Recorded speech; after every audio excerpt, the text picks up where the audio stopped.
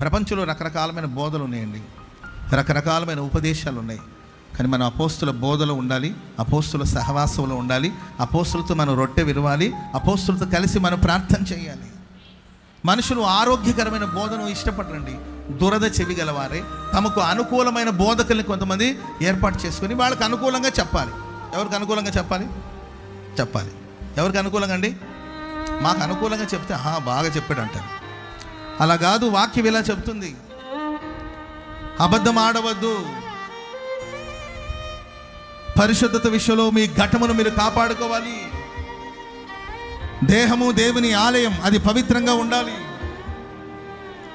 దేహము జారత్వాన్ని జరపడానికి కాదు, దేహము దేవుని యొక్క ఆలయము, దేవుని సొత్తు, అది పవిత్రంగా ఉండాలి. ఆ దేహమనే దేవాలయం దేవుడు నివసిస్తాడు. ఈ మాటలు చెప్తుంటే కొంతమందికి రుచించదు.